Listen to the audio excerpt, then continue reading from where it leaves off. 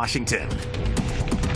8:36, and with a large number of couples postponing pregnancy to advance education, careers, and balance other life goals, the demand for fertility treatments and tools is exploding, but the price tag can be pretty high. Yeah, not all couples are able to afford the expensive fertility treatment, so our next guest is here with a game plan to help couples feel more in control when trying to conceive. So we welcome clinical psychologist Dr. Chloe Carmichael. Dr. Chloe, good to see you this morning. Thank you. Thank you so much for having me. Sure. Yeah. Tell us about this app, or what's the technology out there that can kind of take the stress away from the baby making? Sure, absolutely. It's an app called the Fruitful app, and you can get it in the App Store, and it helps couples to save money and reduce stress, because instead of necessarily going for the expensive IVF right off the bat, it sends them romantic reminders. It'll send the man a little romantic nudge telling him that his wife is in her fertile window, because by having sex during your fertile window, you're actually increasing your chances of having a baby astronomically. But today's couples are way too busy to start charting out their fertile windows and all that stuff, so the app manages it for them.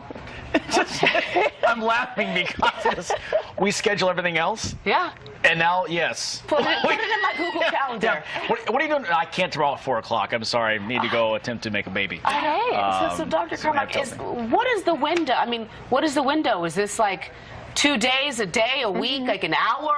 What is the window? Well, the good news is that the window is actually pretty long. It's about 5 days. Oh. And so when you can even plan it in advance, couples will, for example, plan to take a vacation, or the app will tell you even the week before, hey, plan for a romantic dinner next week because the fertile window is coming up. So what it does is it does all the work for you, which keeps the stress low, and that actually increases your fertility as well, because reducing stress increases fertility. And that helps the man, because anyone who's ever been in that situation is like, oh, honey, and then all of a sudden you have to perform. Exactly. In fact, I've heard of some husbands rigging the app so that it will nudge a little bit more often, but it's really supposed to do it just during the fertile window. So is this fairly new, this app? When did it come out? Yeah, it's actually a pretty new app. It's been out for about 6 months, and there's a lot of apps that will track your ovulation.